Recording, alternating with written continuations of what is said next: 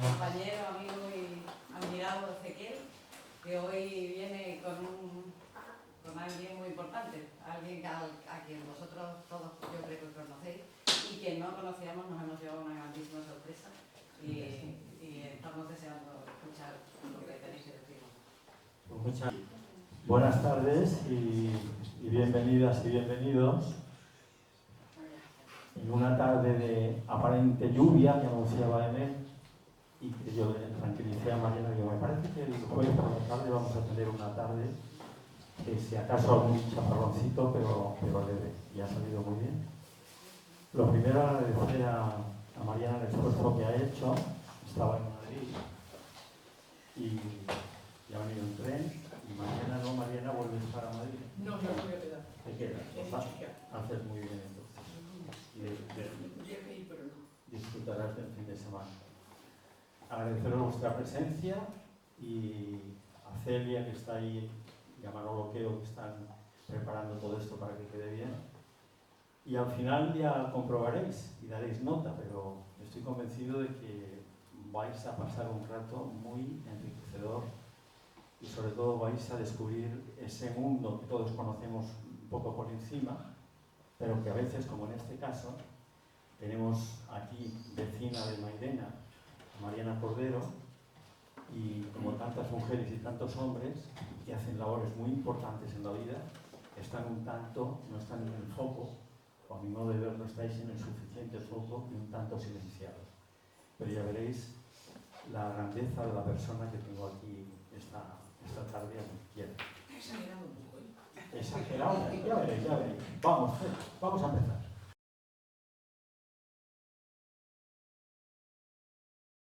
Mariana Cordero.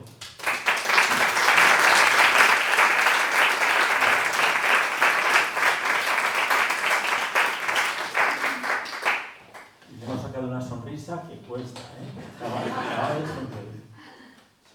Villafranca de los Barros, Badajoz, 1949, tu pueblo natal.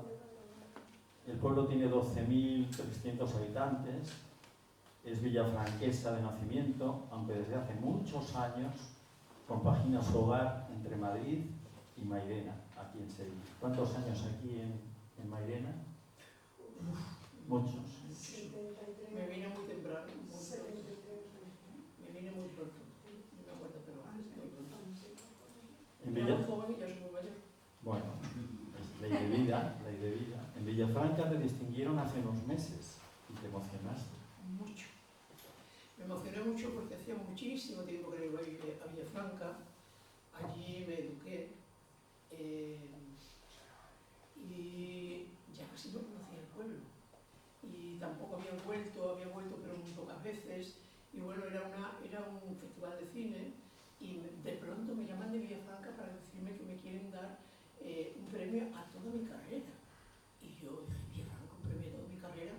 Dije, bueno, fui y la verdad es que se lo curraron, aparte de que en el ayuntamiento está el PSOE, que hacen un trabajo con la gente, tienen una asociación maravillosa, biblioteca, centro de estudio, bueno, una maravilla, se hicieron un trabajo maravilloso. Y lo que más me impresionó fue encontrarme con antiguas compañeras de colegio. Por ejemplo, uno me traía un paquetito de caramelos de nata que nos tomábamos cuando íbamos al cine. ¿Sabes? El otro me decía, oye, ¿tú te acuerdas? Y me decían cosas que yo ya no me acordaba, pero que iban entrelazándolas con otras, pero todo muy emocionado. Y sobre todo lo que más me emocionó, me sigue emocionando, y ahora mismo se me pone la piel de gallina, es que habían visto prácticamente todo lo que yo hacía. Que el alcalde decía, es que, ya cuando me presentó, dice, es que mi padre, cada vez que sale en televisión, dice, Mariana Cordero, que de aquí, le digo, no le digamos a papá, que ya lo sabemos que lo dices cada vez, para las cosas, ¿no? Pero ver el orgullo en la gente, en la mirada de la gente de tu pueblo, es muy bonito. Porque yo no era consciente de eso. Mi hermana Carmen, que vino conmigo, me dijo, pero es que se han visto todas tus películas, todas tus series y todo. Y digo, pero lo mejor es que mi familia se ha visto menos que mi pueblo. Porque eso, pero sobre todo ver en su mirada, en sus abrazos, en su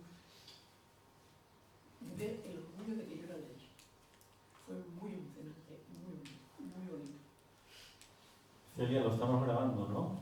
Sí. Para que a partir de mañana se podrá en YouTube ver toda esta entrevista. ¿Qué recuerdas de tu infancia en Villasana? Pues ahora, últimamente, con la edad que tengo, me visiono muchas veces como niña, cuando era pequeña. Yo sé cómo era, qué era lo que me pasaba, por qué me comportaba. Pero era una niña muy solitaria y muy observadora. Y había algunas cosas que todavía guardo y que me sirven para aportarse a la creación de los personajes. Siempre observando en solitario. Había algo que me gustaba mucho, que era que en verano, en las vacaciones, mi padre era jefe del Servicio Nacional de Cereales. Entonces, en las vacaciones iban camiones y camiones y camiones de trigo para dejarlo en el silo. Para mí era un placer sentarme en las escaleras del porche de mi casa y ver cómo los camiones se acercaban y lentamente, muy lentamente, porque el trigo suelto, muy lentamente levantaban la parte trasera del camión y el trigo por su propio peso iba cayendo en la tolva y la tolva lo engullía, pero era como una gran boca absolutamente insatisfecha, insaciable, que engullía rápidamente el trigo para mandarlo a tierra. Y a mí aquello me sobrecogía siempre y me encantaba, porque era increíble que un camión en cuestión de minutos desapareciera, porque había una boca allí que chupaba, y se lo llevaba. Y otra de las cosas que me asombraba mucho y que fíjate que la utilizo con mi edad, era que la gente que llevaba esos camiones eran gente del campo de entonces, y eran hombres curtidos, morenos, con arrugas, que estaban normalmente sentados en silencio, ni se ponían en corrillo, ni se tomaban una cerveza, ni veían el móvil. Estaban sentados en silencio y me encantaba ver que llevaban como una bolsa de tela y de esa bolsa de tela a una hora determinada, como yo tenía vacaciones, me pasaba toda la mañana observando, sacaban un trozo de pan, normalmente chorizo, morcilla o queso, lo ponían sin pan, lo ponían aquí encima, sacaban una navaja, una alfaca, son aficionadas a las alfacas desde entonces, la abrían, cortaban el chorizo, pinchaban, se lo comían, entraban un trocito de pan y se lo comían. Pero desde el silencio, desde la serenidad, desde la tranquilidad, estaban conectados con la tierra. Y ahora mismo, en momentos de ansiedad, digo, calma, me acuerdo de ellos e intento pensar que mis pies son como raíces que van a la tierra, porque es lo que a mí me llegaba de esa imagen, que estaban conectados en silencio con la tierra. Y era una imagen muy bonita que todavía la utilizo para mi tranquilidad. A mí esa imagen que acabas de representar me evocan algunos cuadros de Paco Cuadrado, está aquí Maripaz, su esposa, que también se fijaba y tienen esos cuadros, si recordáis, o si conocéis la obra, esas arrugas marcadas. Y las manos. Las arrugas, que no es que tengan las manos sucias, es que tienen rajas de cortar las plantas y esto está ya lleno de, no de suciedad, pero son manos fuertes, pero sobre todo el silencio tranquilo. El silencio. Era maravilloso. Y por otra parte, algo que todavía me sigue sirviendo también para mi vida, es que siempre en compañía de mi perro, yo siempre, toda mi vida he tenido perros, ahora no los tengo y los sufro. Y acompañado de la noche, me iba otra vez al coche, era mi sitio preferido. Y había una fundición que estaba alejada de la casa, pero de pronto éramos testigos de un espectáculo maravilloso, porque la fundición empezaba a arder y aparecían lenguas de fuego que abrían la oscuridad de la noche. Y era un espectáculo increíble. Esto lo veías tú y Tarzán. Sí, mi perro, sí, siempre estaba a mi lado. Yo sin Tarzán no iba a ningún sitio, excepto a colega. Pero fíjate que incluso ahora, cuando estoy estoy delante de una chimenea, el fuego me parece tan atractivo, tan fuerte, tan potente, que no soporto que haya alguien hablando mientras estoy viendo el fuego de la chimenea, porque me produce paz, tranquilidad, serenidad, a la vez que me parece un espectáculo bellísimo. Silencio, la chimenea y la buena música.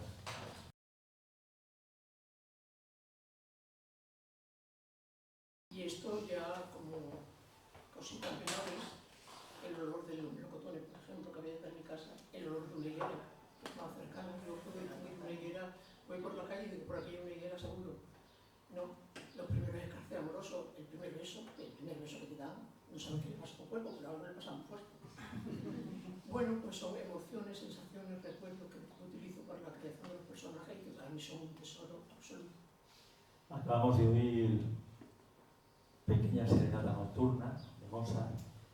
Mariana Cordero ha participado como actriz en al menos 37 películas, 7 cortos, ha participado en 39 series de televisión y en 18 obras de teatro. Tiene más de una docena de premios y distinciones.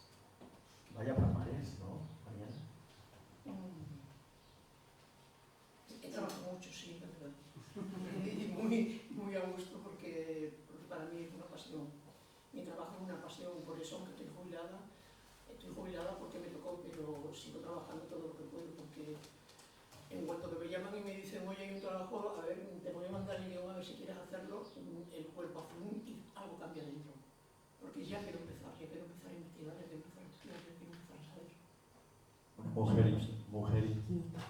En 2015, Juan Miguel del Castillo dirige Techo y Comida, y ahí participa María.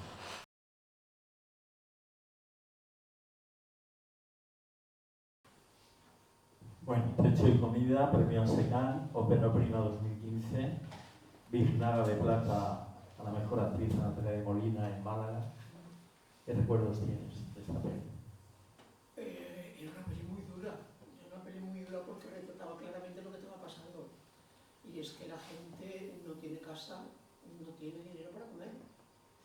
Yo cada vez que hacíamos una presentación que recorrimos, porque fuimos por toda España, ¿no? Y siempre iba, y cada vez que teníamos un coloquio o una entrevista antes de hacer la película, daba un mitin político, porque realmente, según la Constitución, tenemos derecho a techo y comida. Y se habla mucho de la Constitución, pero está en la Constitución. Y entonces es terrible que una mujer con un hijo no tenga para alimentarse, se alimente de la basura. Pero es que en Sevilla se ve menos, en Madrid se ve mucho, la gente buscando los basureros. Y es terrible porque tenemos derecho a eso. ¿Se la oye bien a Mariana? Muy bien, Sí. perfecto. Yo la oigo regular. Sí, la regular. Júntate un poquito más. Y si me lo quito, ¿cómo me oís? Si habla alto y claro, sí. Pero entonces no te va a coger para el vídeo de Aquí grabación. vete un poquito más cerca. A ver. Ahí. Audio. Sí, ahora. A ti te retumba Ahora. un poquito. Sí. Bueno. Te retumba. Bueno, vivimos rodeados de ruido, tú has hablado ya del silencio. Qué descansada vida la del que huye del mundanal ruido. A ti te retumba. ¿Qué? A ti te retumba. A ti te No, retumba cuando te mueves. Lo repito porque esto hay que leerlo bien. Claro. Qué descansada vida la del que huye del mundanal ruido y sigue la escondida senda por donde han ido los pocos sabios en el mundo han sido. En tu vida es muy importante el silencio. Es vital. Es tremendo que ya no pueda siquiera ver las noticias. ¿Por qué? Porque la gente no oye pero no escucha y no está escuchando lo que le dice la persona que le está hablando. Está pensando en qué le va a contestar. Se pisa, gritan, hay tres hablando a la vez, hablan muy deprisa, no localizan y se convierte en un tormento. Siempre me ha gustado, pero desde muy pequeña la soledad. Me encanta el amanecer. En mi casa hay una ventana que se ve Sevilla y me levanto muy temprano por el simple hecho de que cuando sale el sol la ciudad se da roja. Y es de una belleza indescriptible. Y me encanta la noche, me encanta pasear sola por la calle de noche Y me gustaba mucho cuando era joven y me llevé, hasta que tuve que dejarme pasear, porque me llevé más de un susto, más de una pelea. Y yo por las buenas soy muy buena, pero por las malas puedo ser muy buenísima. Y he tenido más de una pelea por eso, porque se suponía que una mujer a las 8 de la madrugada podía caminar sola por la calle a no ser por una puta. Y yo quería tener derecho a salir por la calle a las 2 de la madrugada. No era una puta, era una mujer a la que me gusta la soledad, me gusta la noche, me gusta el silencio, no me gustan los coches, no me gusta encontrarme con nadie, me gusta pasear lentamente en soledad. Un derecho que a veces en esta sociedad se ve limitado. Lo que acaba de decir merece un aplauso.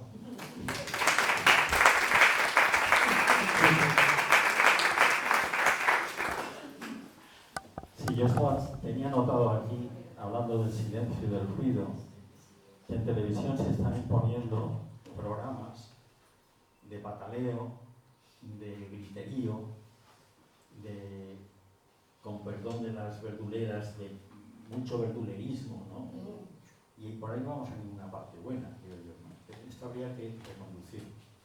Le encanta también a Mariana el tacto, tocar a las personas, sentirlas, reconocerlas. Sí, a mí me parece que la inteligencia emocional es necesaria y que nos tocamos muy poco, a veces, yo digo, se estarán pensando lo que quieran, pero es un problema que se lo hagan ver. Yo necesito, bueno, a Pablo le pido abrazos constantemente, porque es muy grande, pero una vez cuando hemos hecho abrazo muy bien, y me da un abrazo y estoy en la gloria, ¿no? Y beso constantemente, y sobre todo para mi trabajo, es difícil no tener contacto si, por ejemplo, voy a hacer un personaje que sea madre con un hijo, ¿no? Entonces, siempre pido permiso para, antes de empezar en el trabajo previo, empezar a fijarme en él, el color de sus ojos, el color de su cara, cómo tiene las manos, cómo se mueve, cómo respira, y que me deje tocarlo. Normalmente no tengo ningún problema, no he tenido ningún problema hasta ahora. Porque me parece necesario, y también con los equipos. Yo creo que el contacto, y ya te hablé de la película esta, La vida empieza hoy, que me pareció tan importante, que estaba con la Gardel, la Sardá, María Barranco y yo, y que tuvimos muchos premios en conjunto, que además es hermoso eso, que se trataba de esto, ¿no? de cómo se pierde el contacto y la pérdida de mujeres llegando a una cierta edad, que piensa que la sensualidad y la sexualidad ya no tienen sentido porque son mayores. Es una película que a mí me gustó mucho hacer.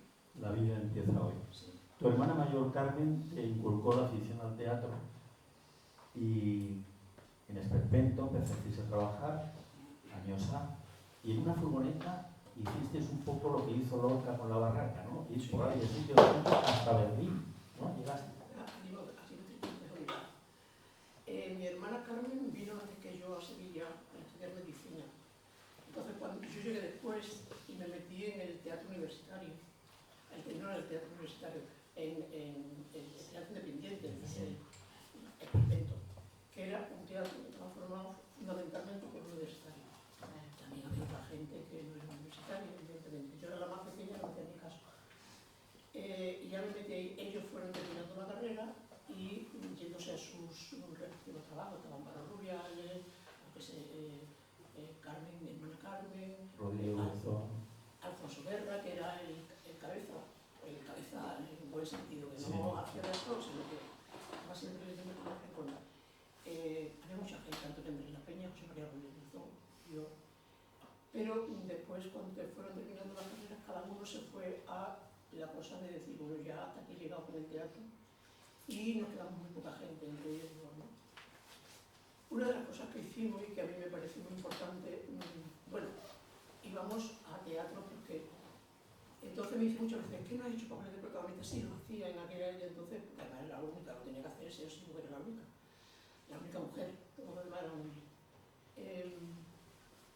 Y nos movíamos, íbamos muchísimo a Barcelona, entonces éramos como los niños bonitos de Barcelona, pero también íbamos a pueblos muy pequeños. Yo te decía el otro día de ir a pueblos que a lo mejor tenían, yo qué sé, pero 200 habitantes, y en la plaza del pueblo, encima de un tractor, la parte de atrás del tractor era el escenario. yo me cambiaba de ropa con Roberto Quintana, con la capa, tapándome para que no me vieran en pelota la gente. Y ellos salían con su silla y se tapaban con manta. Es tan bonito hacer eso. Y después trabajamos en teatro y todo. En Galicia nos denunció un comandante por ataque al ejército, a las buenas costumbres. Al ejército, ¿cómo era? A las buenas costumbres, al ejército y a la iglesia. Nos pusieron una multa impresionante y logramos recaudar entre muchos compañeros que ya estaban metidos en política como nosotros. Porque entonces éramos todos, casi todos estábamos militando en política contra el racismo, vamos. Y conseguimos que no me metieran en la cárcel, pero la obra y se acabó. Pero entonces había una inmigración muy fuerte. Y en los centros de migración había centros sociales donde se reunían. Algunos tenían pisos pequeñísimos y otros estaban, y lo digo porque hay que saberlo, en una especie de, pues, no sé cómo explicarlo, pero ahora como una habitación larga, habitaciones, dormitorios aquí, en cada dormitorio 2 literas con 3 camas y debajo la maleta. Una cárcel prácticamente, casi. Y en medio una fuente donde podían coger agua. Nosotros nos quedábamos en las casas, nos repartíamos, éramos 5. Era Antonio de la Peña, Juan Carlos Sánchez, que entonces era mi pareja, Roberto García Quintana, José Manuel, que era el músico, y yo. Íbamos en una furgoneta, la furgoneta peor del mundo. Se nos paraba constantemente, pero no teníamos dinero. Y dormíamos ahí, comíamos ahí, y hacíamos de todo ahí. Incluso como íbamos todos los fines de semana a Barcelona a hacer una representación en un teatro maravilloso, pero no nos daba como para quedarnos allí en hoteles maravillosos, pues nos veníamos para acá el domingo por la noche para volvernos el jueves.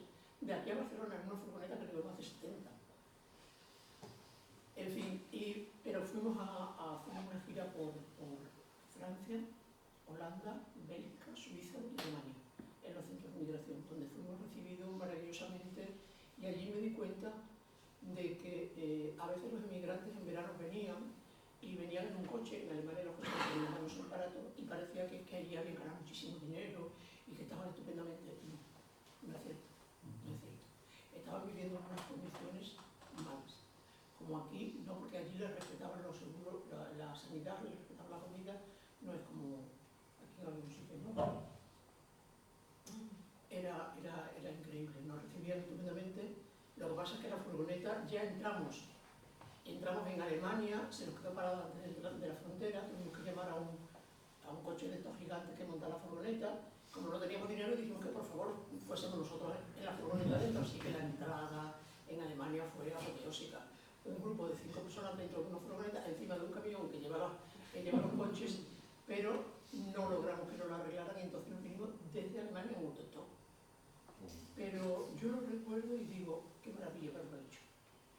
Que no me arrepiento, yo con mi hija, que ahora está en teatro y que no tiene nada que ver esta forma de hacer teatro y cine con la que nosotros hacíamos, ¿no?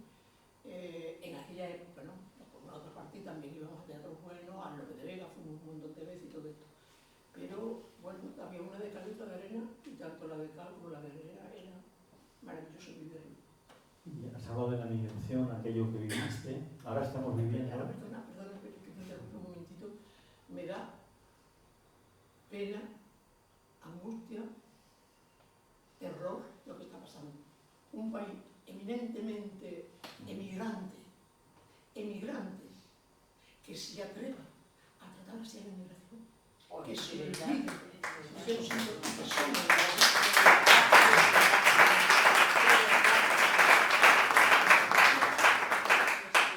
Sí, yo te iba a referir que ahora mismo sigue el debate que lleva ya tiempo de qué hacemos con los niños emigrantes de África que están en Canarias.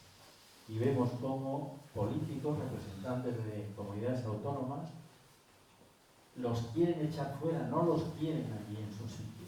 No aceptan la distribución que se quiere hacer. Esto es inhumano, esto es... No se puede llamar personas, no son personas. Los animales son más sufridos. ¿Cuándo descubriste que querías ser maestra? Yo quise ser actriz desde pequeña. Lo que pasa es que estaba en un colegio de monjas y la Dientu, a la que no le tengo ningún cariño, le tengo la Dientu que tenía los dientes fuera.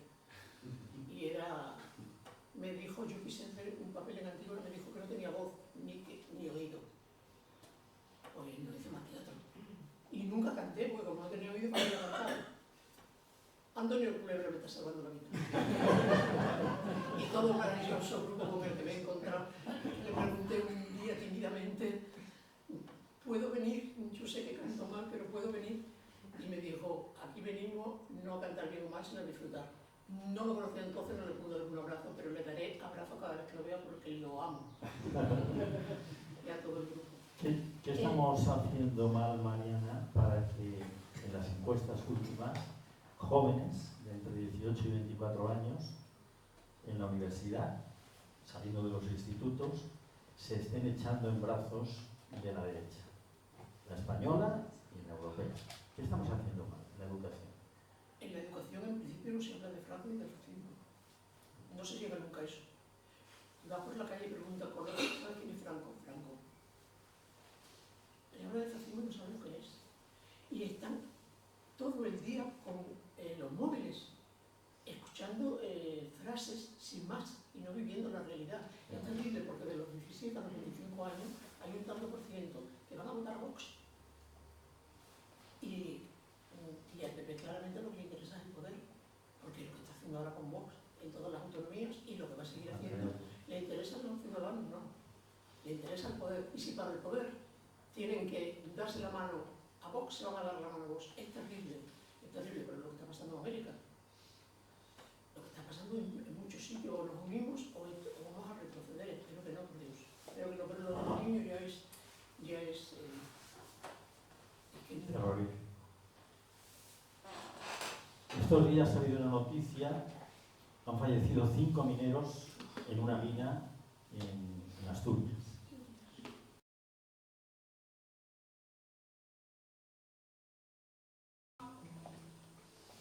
La Torre de Suso, de Tomás Fernández, y en esa peli tú interpretas a la mujer de un minero. Sí, y fue impresionante. Fue impresionante conocer el mundo minero porque yo no lo conocía. Es que tienes la oportunidad de poder entrar en vidas que de otra manera no tienes opción a conocer. Y la vida de un minero es algo terrible, terrible. Porque yo también había hecho la Mari hace mucho tiempo, que también era la vida de un minero. Yo era la madre de una mujer que estaba casada, de Ana Fernández, que estaba casada con un minero que muere en la mina, ¿no? Mi papel como mujer no entendía la adultez de esa mujer y ella me explicaba, es que no tenemos vida, porque mi marido se levanta muy temprano, se mete, y yo lo vi y me entra en el escalofrío, se mete en una especie de jaula que los baja al corazón de la mina en absoluta oscuridad, con poca respiración, y ahí se pasan horas y horas y horas y horas y horas, con el miedo de que en cualquier momento pueda haber un accidente. Y las mujeres esperan en sus casas, solas, y con el miedo de que de pronto suene la sirena. Llega un momento en que convive, pero la convivencia es de casi no, se quieren, viven en la misma casa, porque yo le decía, pero él, porque ella decía, es que no. Cuando llegó Javier Cámara, que era el hijo que iba al entierro de un amigo, entonces algo cambió, hablaba con el padre, hablaba con la madre, estaban más tiempo juntos, pero no estaban ningún tiempo juntos. Y yo decía, pero ¿por qué no se viene desde la mina? Y él me decía, no puedo, no se puede, tú no puedes estar 10 horas, 12, las que sea, metida dentro de la mina, salir y meterte en tu casa. No eres loco, tienes que irte a un bar y beber para poder irte a tu casa a dormir. Fue muy tremenda. Ahí aprendí a cortar troncos, ahí aprendí a escanciarse de sidra, ahí aprendí mucho de esa mujer y de ese hombre. Había un momento en que un día que llega Javier, vienen a comer, yo tengo la comida preparada para las 3 y llegan como a las 6 de la tarde los dos de juerga, como medio borracho, y me dicen, pones la comida, y con la olla me voy al jardín y hago traca y tiro la olla, ¿no? Y alguna mujer me dijo, hubiera ido distinto si yo hubiera hecho eso alguna vez que otra. Porque después había un momento muy bonito que dije, Nico, no sé cómo podría hacer esto, porque llegaba la noche, supongo, que él cansado y ella cansada, después de haber estado él solo en la mina y ella sola en la casa, se metían en la cama, quizás se quizás se dormía uno antes que el otro. Quizás. Y una noche, después de una conversación con el hijo y todo eso, nos fuimos a la cama y estaba Gutiérrez Cava, café de mi marido, y yo, él en un extremo de la cama y yo en otro extremo de la cama. Realmente queríamos estar juntos, pero nos habíamos desacostumbrado. Era como entrar en la cama la primera vez que nos fuimos, porque nos estábamos viendo de nuevo por primera vez. Y era un momento muy bonito en el que teníamos, que después lo vi en la película, en el que teníamos bebiendo una copa de vino y jugando al parchís.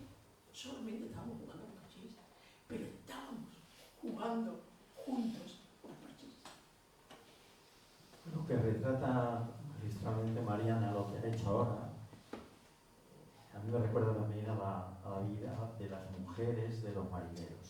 O sea, tanto los marineros como los mineros en eso se parecen, ¿no? Esas vidas limitadas. Actrices de reparto, actrices secundarias. Pienso en Lola Gaos, pienso en Luis Figues, pienso en ti.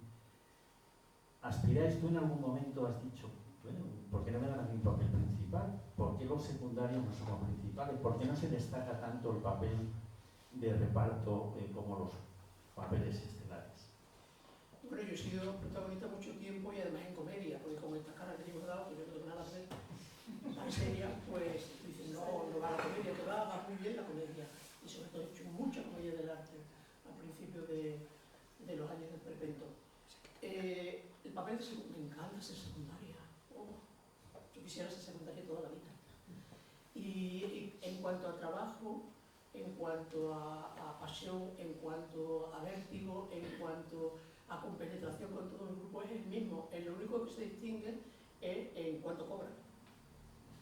Y de alguna manera, porque está establecido un sueldo para protagonista, para secundario, reparto o figuración.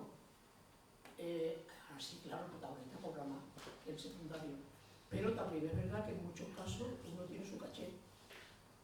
A no ser que sea en teatros públicos nacionales, que eso no se aparta, pero normalmente en los teatros que son públicos uno tiene su caché y ya el representante se peleará porque se lleva el 15% más el 21% de IVA. Así que ya se peleará él, ¿no? Pero yo secundario de la vida. Magnífico. ¿Algún papel que te hubiera gustado o que te gustaría representar todavía? ¿Que no hayas hecho? No lo sé, yo siempre he querido hacer Antígona, pero por esa fijación que tenía con que no me la dejaron hacer, pero ya no tengo, claro. No tengo, es que he hecho mucho personaje. Seguiremos con ellos. Un personaje secundario en una gran película, Fernando León de Aragón.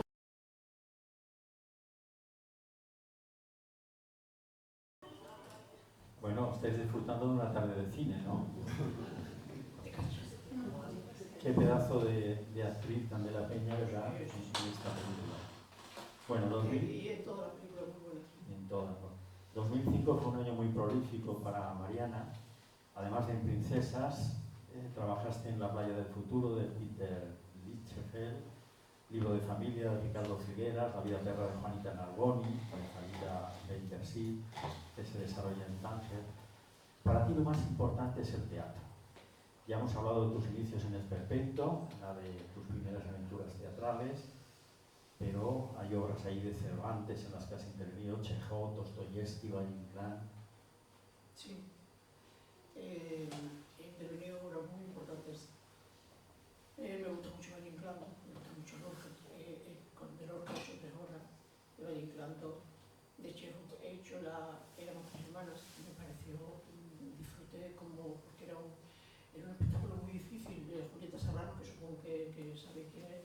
Julieta Serrano, Mamen García y yo, 3 mujeres que ya son muy mayores y que están metidas, han sido tan dinero y están metidas en una casa, pero el escenario era increíble, porque el escenario era como una caja de cristal en donde se nos veía en las paredes y en el suelo.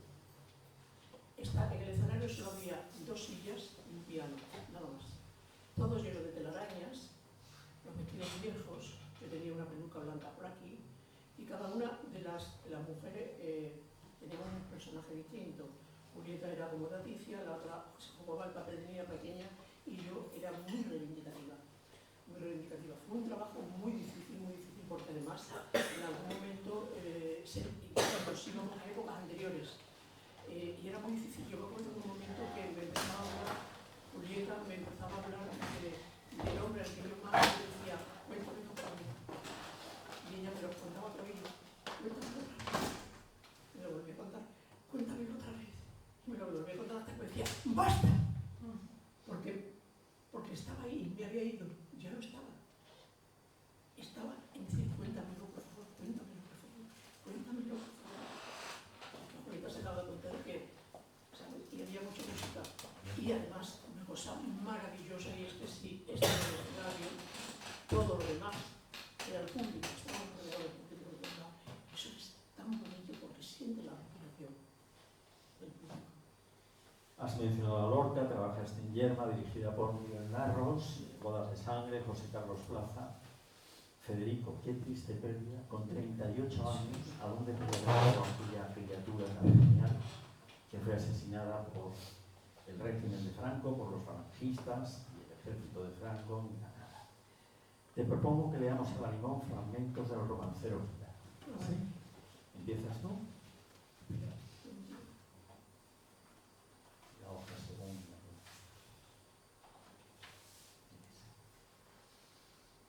Empiezas tú cuando quieras. La luna vio a la fragua con su polizón de nardos. El niño la mira, el niño la está mirando. En el aire conmovido mueve la luna sus brazos y enseña lúbrica y pura sus senos de duro estaño. Huye, luna, luna, luna. Si vinieran los gitanos, harían con su corazón con collares y anillos blancos.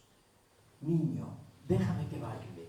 Cuando vengan los gitanos, te encontrarán sobre el yunque con los ojillos cerrados. En 2002, una serie de televisión, Padre Coraje, de Benito Zambrano.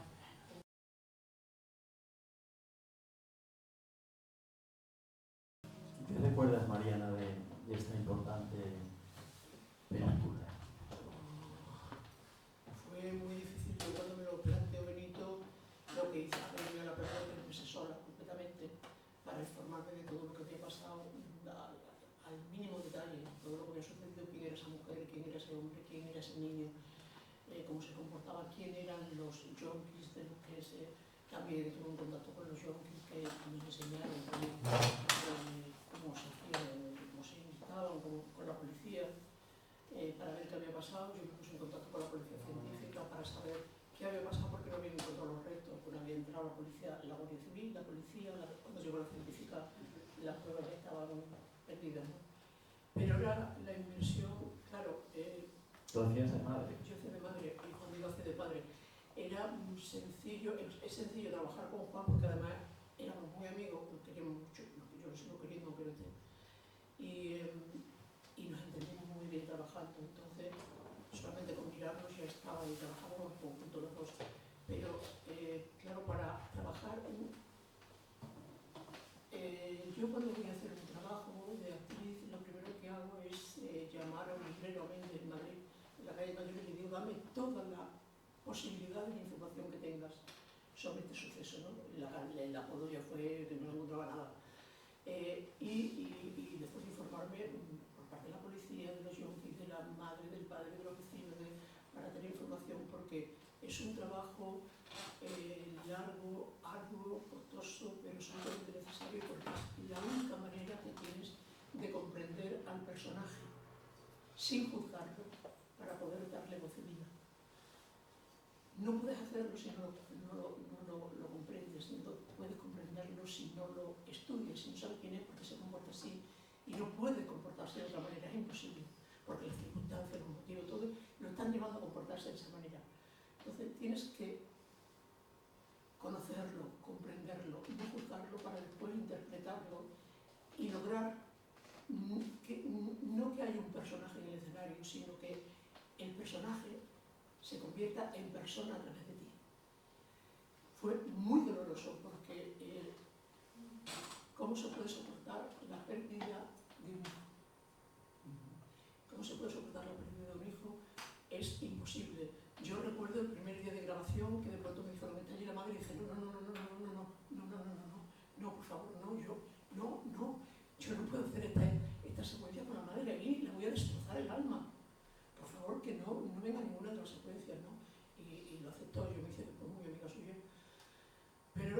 insoportable. Me acuerdo de una escena que me costó mucho hacer, que me dejó absolutamente exhausta y que claro, que pasa, porque yo que he tenido periodos de apoyo importante, pasa que en algún momento de tu vida vas a llamarlo y dices, pero sí que no está. Y en ese momento era que me metía en su habitación cuando yo ya había muerto, y me ponía a limpiarle los zapatos, a doblarle la ropa, y de pronto me daba cuenta de que no estaba. Y no solamente de que no estaba, sino de que se había muerto solo. Y para una madre, pensar que a sus hijos lo han matado a navajazos y que ella no estaba allí, que estaba solo, estaba completamente solo, solo. Ese era un dolor terrible. Lo pude repetir 2 veces, ya no lo puedo repetir más. Después, el morbo de esta España asquerosa, con perdón. Yo tengo como norma no firmarme un contrato por contrato, te obligan a ir a algunas entrevistas, ¿no? Pero yo, por contrato, y si no, no hago lo que sea, porque yo he dicho que no a muchísimas cosas, y a muchísimas series he dicho que no, por ser diaria, entre otras cosas, ¿no? Pero si en el contrato figura que tengo que ir a todas las entrevistas, digo a todas, menos a las que tengan algo que ver con el corazón. Porque el morbo, cada uno se lo trabaje como pueda. Yo no voy a participar en eso. Y me acuerdo que aquí en Sevilla, un día me llamaron para hacer una entrevista sobre Padre Coraje. Y yo siempre pregunto quién va a estar, quién va a ser el entrevistador, ¿cómo pasa contigo? Pero quién iba a estar y quién iba a ser el entrevistador. Y cuando llego, me encuentro a la madre. Y le digo, María, ¿qué haces? No, me van a hacer una entrevista. Y digo, no, María, no puedes. No podemos hacerla. No podemos, nos van a utilizar. No, pero a lo mejor siempre digo, no. Van a utilizarnos, te van a utilizar, María. Esto es imposible. No podemos hacerlo. Porque además no me han dicho que trabaje. Y además el director, digo, realizador, he preguntado a personas que trabajan. No, es que lo de María ha sido la última hora, digo, ya, pues yo no voy a hacerla. Bueno, podemos cambiar, podemos hacer las preguntas que tú quieras. Digo, no, montas en la puerta, que María y yo nos vamos. ¿Qué hacemos con la hora? Digo, publicidad. Horrible, ¿eh? Con el dolor terrible de una madre. Con el sufrimiento terrible de una madre. Y quiero utilizar el morbo. Has hablado ahí por medio, no sé si te han entendido, de Carmen Polo, porque en El Rey ella hace de Carmen Polo de Franco. Cuéntanos. Pues cuando me dijeron que iba a hacer de Carmen Polo, pero por Dios, toda mi vida metida en un partido desde los 18 años, militando hasta que los partidos ya fueron legales y dije, hasta aquí yo ya me retiro a mi trabajo y si hace falta, espero que no, volveré otra vez, pero desde muy temprano y haciendo cosas muy... Yo todavía tengo miedo en el cuerpo de una cosa.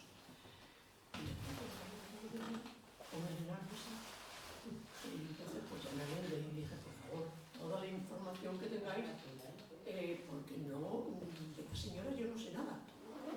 No sé del verano, pero de esta señora. Y costó mucho trabajo hacerlo. Bueno, pues traté de estudiarla y de paso conocí muchas cosas de él, que por lo visto fue un niño maltratado, un niño ninguneado, un niño al que le hicieron bullying, un niño franco. Sí. Y ella era una señora de alta situación económica y social. A la que temían los joyeros. Bueno, los joyeros, los pobres, como ella iba a la joyería, pero iba a la joyería en la iglesia, se llevaba la pila de bautismo, o se llevaba una escultura, o se llevaba lo que a ella le apetecía. Los joyeros de Madrid ya desesperaban porque llegaba, decía, me encanta este anillo de brillantes, me lo voy a llevar, mandar la factura, a ver quién tenía narices de mandar la factura. Pues llegaron, claro, porque yo hablé con los joyeros para ver qué pasaba, hablé con gente del Pazo de Meira para ver qué pasó con el Pazo de Meira, hablé con la gente del pueblo y me contaron cosas tremendas, ¿no? Como que llegaba la policía para que dieran donativo y cedieran sus tierras. Y a lo mejor eran de izquierda, a lo mejor habían matado a familiares suyos en la guerra. Pero ¿quién no daba dinero si estaba la Guardia Civil en la puerta? O sea, terrible, ¿no? Y los joyeros montaron una asociación, ¿no? Y los joyeros montaron una asociación para pagar entre todos todo lo que esta señora se llevaba. de cada joyería. absolutamente nada. Sí. Cantáis.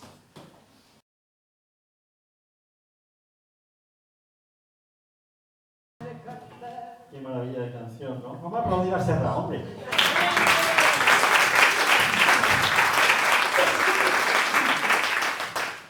Bueno, anoche en Televisión Española, en 24 horas, Xavi Fortes entrevistó a Lola Herrera,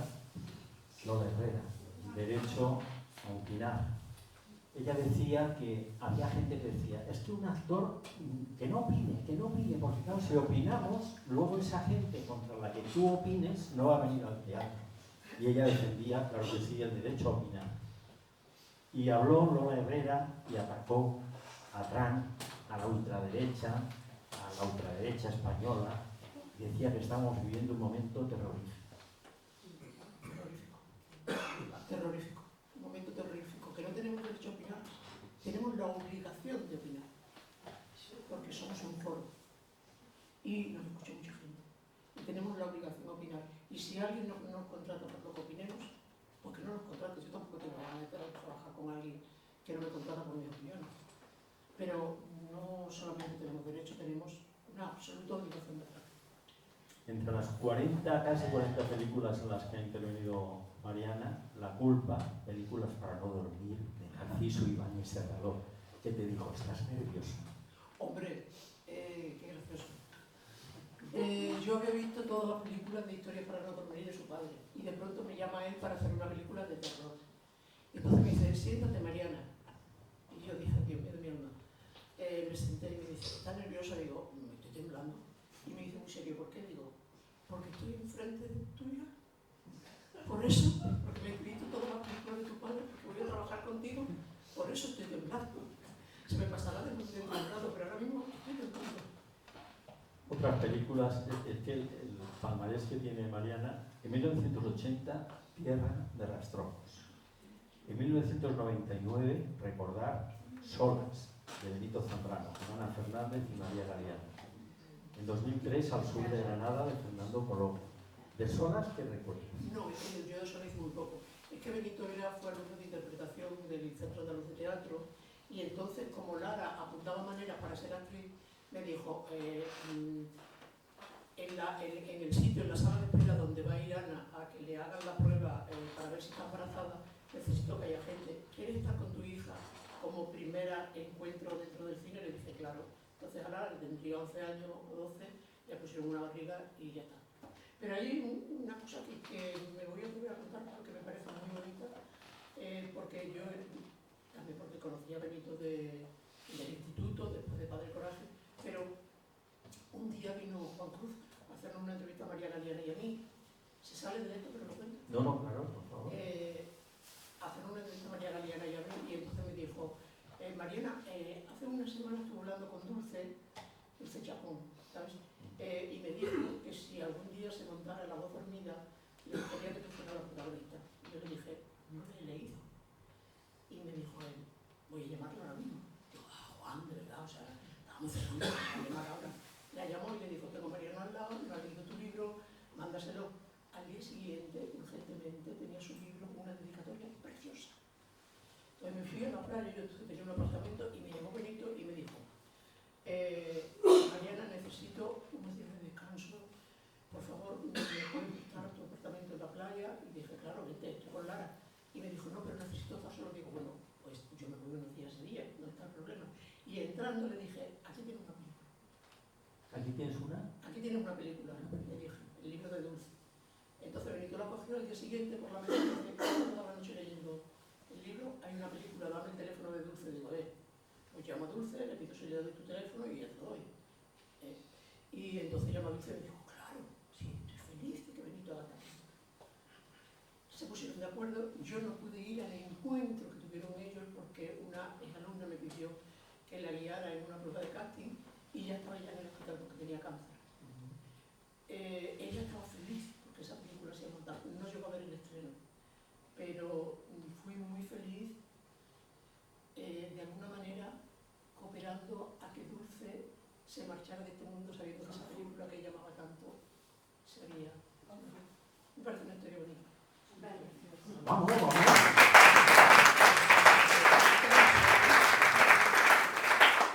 que lo que has contado ahora es muy bonito y además estaba fuera del programa de guión. Sí, pero hablar de Benito me parece muy bonito.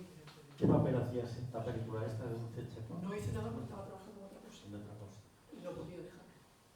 En televisión ha trabajado en 40 series, entre otras, Plaza Alta, Aquí no hay quien viva, Hospital Central, Los Hombres de Paco, Andalucía, un siglo de fascinación, de Basilio Martín Patiño.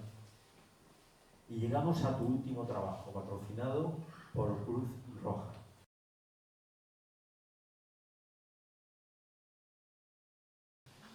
En 2018, este es el último trabajo, ¿no? El último trabajo que has hecho. En 2018, en el Maestranza, con la Orquesta Sinfónica de Sevilla, Mariana leyó poemas de Lorca en el concierto Lorca y lo latino. En 2006, en Princesas, nominada por la Unión de Actores como Mejor Actriz de Reparto. Entre tus numerosos premios y distinciones, 2017, distinción de la Junta de Andalucía, entregaron la bandera, Premio Pino de Oro 2009 en Argentina, en la muestra de cine europeo de Pinamar, y Mejor Actriz en el Festival de Larissa, Grecia, por el corto La Condena, de Mario de la Torre. Sería emocionante aquello en Grecia, ¿no? Recibir aquel premio. Muy emocionante, que sí, fue muy emocionante. ¿Te hubiera gustado ganar un Goya? ¿Por qué no tienes un Goya todavía? Ni tengo ganas. Yo soy muy crítica con eso y además lo digo abiertamente. Quiero decirte, se presentan ¿cuántas películas? ¿300? Los académicos recibimos todas las películas Los académicos. y se supone que tú te las vas a ver todas y vas a votar la que tú. No te da tiempo, no ve las películas, vota la que todo el mundo habla de ellas.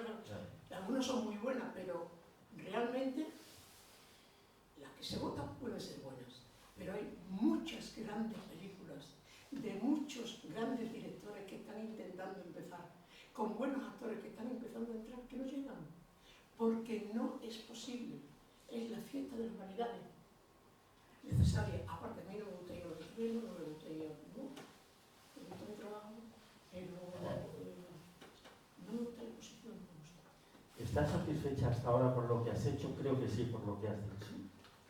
¿Algo ahí por hacer? Te preguntaba antes, ¿qué papel? Por hacer... Antígona decías, ¿no? Sí, yo cuando me ofrecen un papel, lo primero que pido es el guión, ahora cada vez es más difícil que te den el guión. Antes te lo daban sin ninguna queja, ahora cada vez es más difícil que te manden el guión, por esto de que si lo sacan y te lo mandan, lo pueden copiar y lo pueden hacerlo como suyo, cosas así, ¿no? Entonces, pero yo lo primero que hago es leerme el guión, ver si estoy de acuerdo o no, ver si me gusta o no, después intento hablar con el director y le pregunto qué es lo que piensa contar y si estoy de acuerdo, entonces lo hago, si no, no lo hago. Series, por ejemplo, diarias no hago, me niego, porque la verdad es que se gana muchísimo dinero haciendo una serie diaria. Muchísimo dinero. Con teatro por lo menos se gana. Pero, ¿para qué quiero tener tantísimo dinero si me tengo que levantar a las 5 de la mañana, llego a mi casa a las 5 de la tarde, tengo que estudiar para el día siguiente y no tengo vida? Y a lo mejor mañana se me cae un ladrillo de un tejado y me mata. Quiero vivir. ¿Te hubiera gustado hacer El Rey Lear? Sí, claro. Sí, ¿no? Me hubiera gustado hacer muchas cosas. Pero también estoy contenta con lo que hago y con lo que me han dicho y no tengo quejas de ningún director. Bueno, con uno me fue regular, pero no me fue regular por el director o por mí, sino porque fue una época muy complicada en la que estaba muy mal yo físicamente, porque me enfrenté a lo sintetizo mucho, me enfrenté a un vecino que estaba maltratando a su mujer, llamé a la policía, vino la policía, se lo llevó a la cárcel, me llevé a esta mujer a mi casa, me enfrenté a él cuando volvió, ella se volvió a arreglar con él, ella perdió la amistad conmigo, que tenía, pero cuando yo me vine, en otra borrachera, porque no me dijo un paná, sino está borracho, amenazó a mi hija con tirarla desde la escalera y con matarla, imagínate. A partir de ese momento yo cogí el tren, me puse allí, denuncié a la policía, un juicio, claro, entonces estaba tan débil que era incapaz de hacer lo que obligatoriamente tenía que haber hecho desde el principio el director. Cuando ya pasamos aquello, así le di el papel, pero el verte que no puedes, que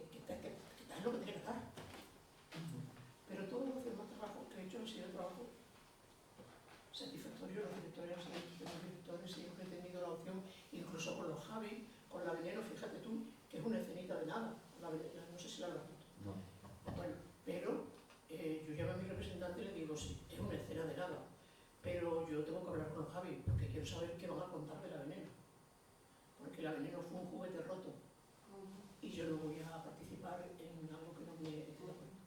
Y a la media hora me llamaron los hábiles, estaba hablando con ellos y me dije, quiero decirte que no hago nada con lo que no esté de acuerdo porque me parece que es necesario para mi supervivencia. Y para mantener la dignidad necesaria. Sí. Última pregunta, ¿proyectos? Ahora tengo en Aragón otro corto, que los cortos me decía, son mini películas, son muy interesantes los cortos. Porque en Colorado, por ejemplo, bueno, tengo otro corto en León, en Aragón, sobre la violencia de género, que también tenía un final que no me gustaba demasiado, lo estoy discutiendo con el director. Bueno, lo voy a hacer. Vamos ahora a presenciar, a oír, porque estuvimos hablando y a ella le encanta la cantante que aparece ahora en un tercer plano, no en un primero ni segundo, Silvia Pérez Cruz. Pero vais a ver qué vídeo tan moderno, tan maravilloso, a mí me ha encantado. Silvia Pérez Cruz con Residente y con Penélope Cruz.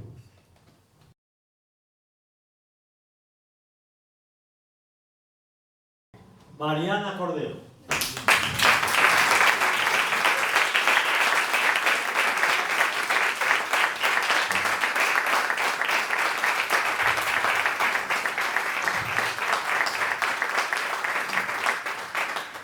Bueno, y ahora preguntas si queréis realizar, Antonio Donaire. Mariana, yo es que te conocí cuando mi hija era tu alumna, lo sabes.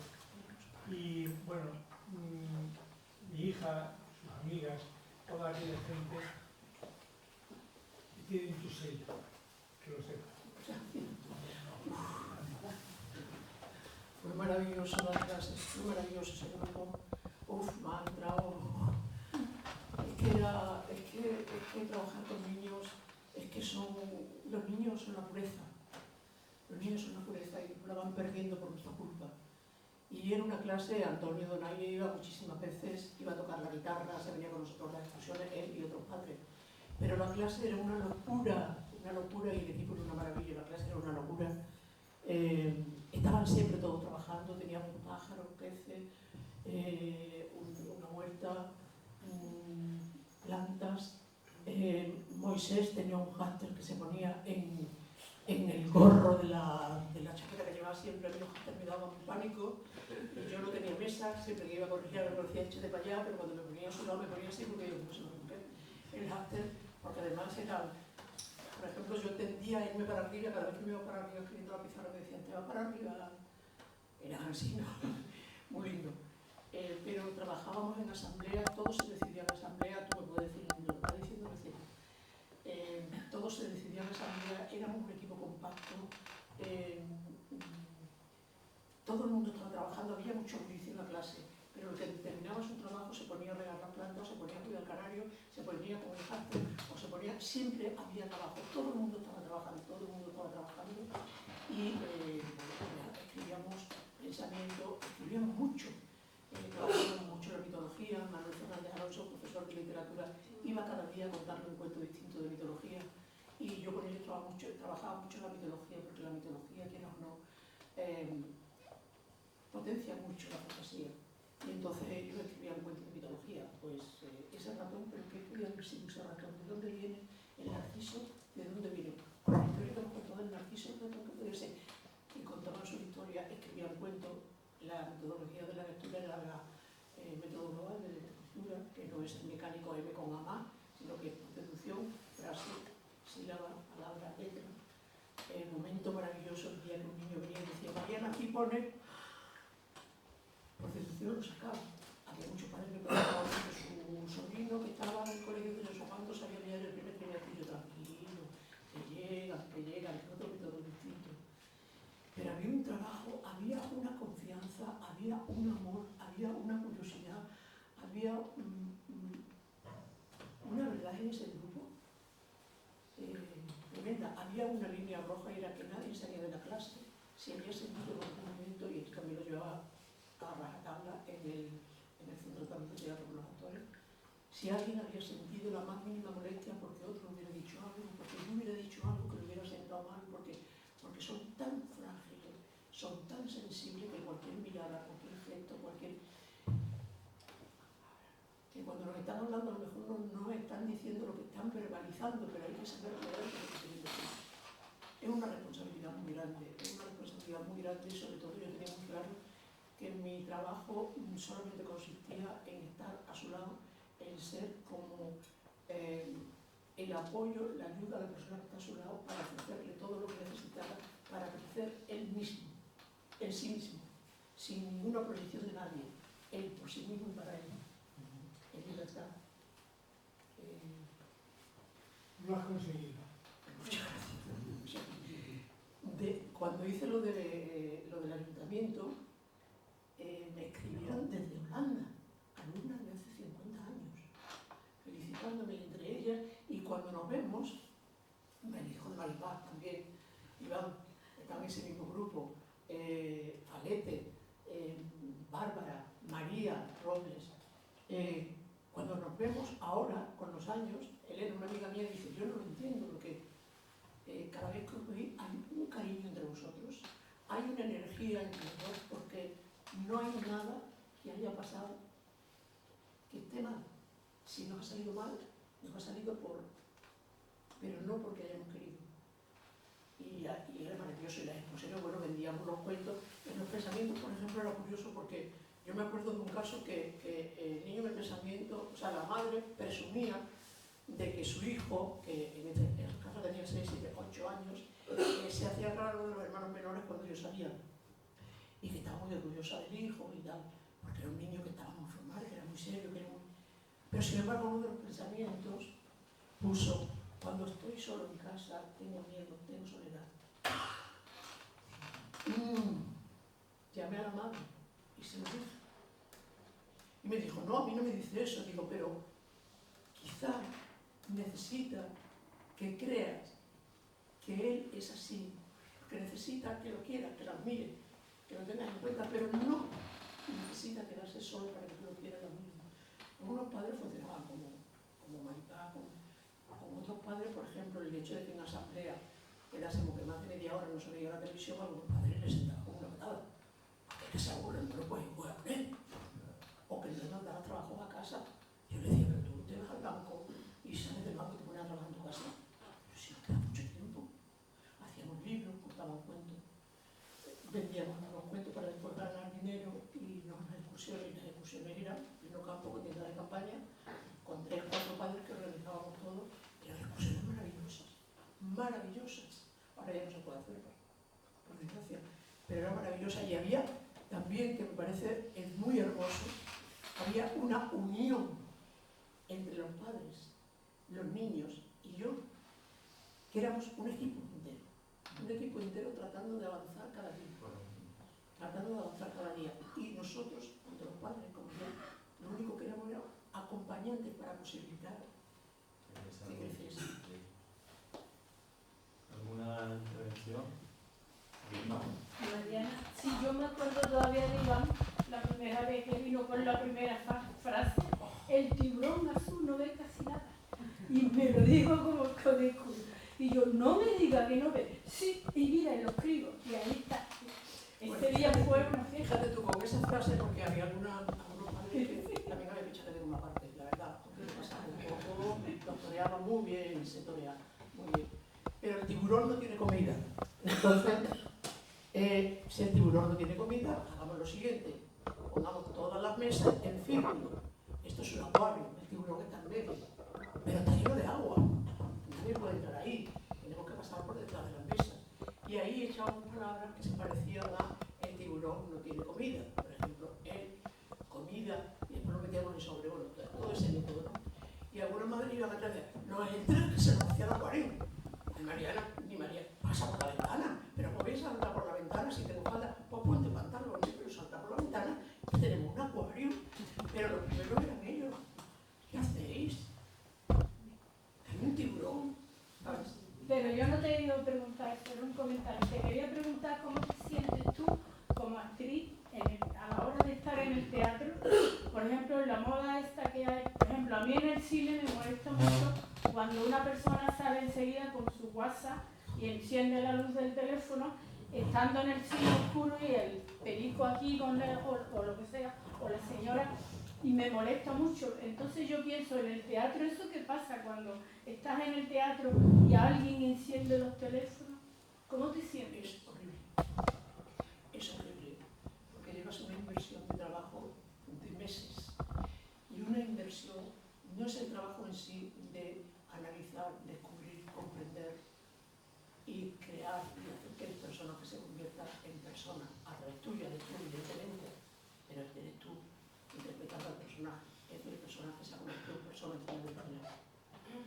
Eso lleva una cantidad de horas de trabajo emocional para poder mostrar las emociones en el escenario y no tener por qué ser dolorosa, puede ser viendo unos ojos. Yo, por ejemplo, si en un momento determinado hay un momento de... Bueno, en cualquier momento, yo puedo utilizar los ojos de mi coprotagonista pensando en otros ojos o pensando directamente en el mar. A mi perro lo he utilizado hasta la saciedad, porque mi perro era mi compañero. ¿Por qué? Porque ya hago un inciso. ¿Por qué? Porque las personas, a veces, cuando hablas, tú vas a un ritmo y ellos van a otro ritmo. No, te están oyendo, pero no están comprendiendo lo que están diciendo. Y no hay compenetración. Con los animales, con los perros, te relacionas por energías. El perro sabe cuál es tu energía. He metido un inciso para ver que yo he trabajado mucho a la hora de trabajar para cualquier cómic. Lo que tú dices es horrible, horrible, horrible. Antes de ayer estuve en un teatro en donde por la inteligencia artificial salía Fernando Gómez diciendo que apagasen los móviles, que se diera cuenta la gente de lo que significaba para un actor la cantidad de meses de trabajo arduo, pero maravilloso, pero apasionante, la entrega física, mental, emocionalmente, intelectualmente, para hacer un personaje encima del escenario y que en un momento determinado, una llamada de teléfono o una luz que se ve en el escenario, te saca. Pero que te saca, que te saca. ¿Cómo vuelve? ¿Cómo vuelves? Y ya si es el teléfono que suena y dice que estoy en el teatro, entra ganas de matar. Que se agarran las cabezas. No, respeta mi trabajo. Estoy haciendo un trabajo muy fuerte, no es ninguna tontería hacer teatro. No es ninguna tontería hacer cine. Son mucho trabajo, mucha entrega. No puedes entender. Y ya se ha puesto de moda en el cine, que está en la fila de atrás y el de adelante, pues abre para ver si le han llamado. Y tú ves la luz y dices, pero me has sacado de la película. Es tan importante apagar 1 hora y media el teléfono. El hombre muchas veces tiene que dejar los teléfonos fuera, después lo recoge, pero lo tiene que dejar fuera, no te dejan entrar. Y me parece bien, porque es terrible. De verdad, no saben el daño que hacen, no saben la frustración que crean, no saben la agresividad que crean y no saben qué cantidad de trabajo destrozan después que retomar así. Es terrible. Por no hablar de las palomitas. Bueno, Yo pondría salas para la gente que vaya a comer y salas para la gente que vamos a ver el cine. Y ya está. Porque es que te destrozan el sonido. bueno, y no las palomitas. Te marcan la película. El otro día, una que estaba al lado, le aguanté las palomitas y ya estaba, y ya no sabía cómo ponerme, pero encima saco un chupachú y me da. Y me vuelve no te lo vas a comer, ¿verdad? Hombre, ya, pero hermano, dije nada. Hombre, de verdad, o sea, que quiero disfrutar de la película. Pero quédate en tu casa. ¿Por qué pasa? Porque están viendo la televisión y mientras van a comer. Correcto. ¿Y por qué decías tú antes que los de Bo, los de ellos no sé? Porque ven los de Israel, porque ven los de Gaza, y mientras tanto están comiendo y cenando y viendo muertos. Y son muñecos. O sea, esto no existe. Gaza, ha sacado Gaza. ¿Qué podemos decir de lo pensamos? Pensarlo ya es suficiente, ¿no?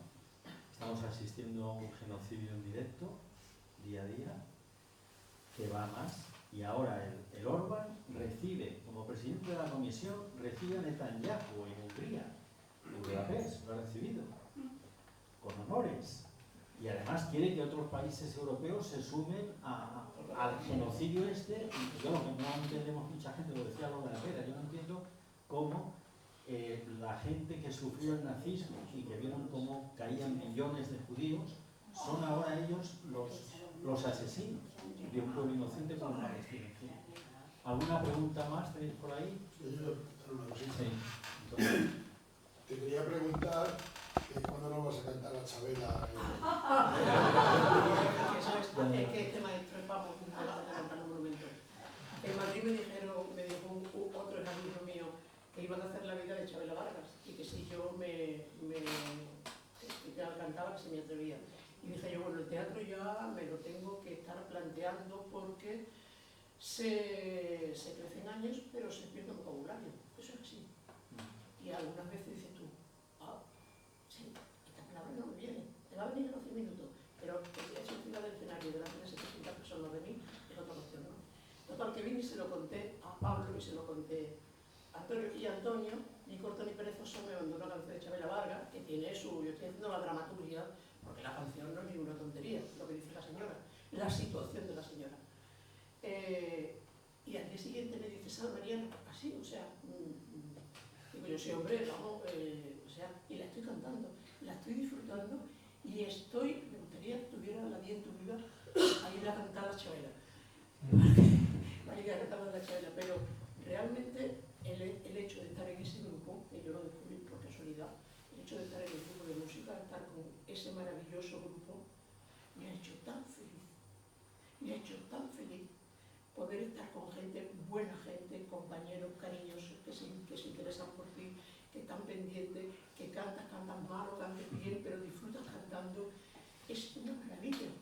Y hablaba en Madrid con el libro, el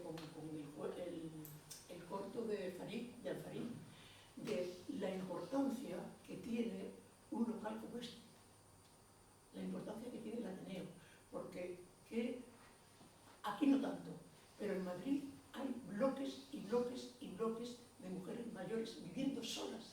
Y de pronto viene el bombero y saca a una mujer que ha muerto ahí hace una semana, solas. Es decir, es terrible. Antes las abuelas iban con los hijos, en otra vida distinta. Bueno, la situación actual es que la soledad no deseada es terrible. Pero aquí la soledad no deseada se convierte en compartir alegría,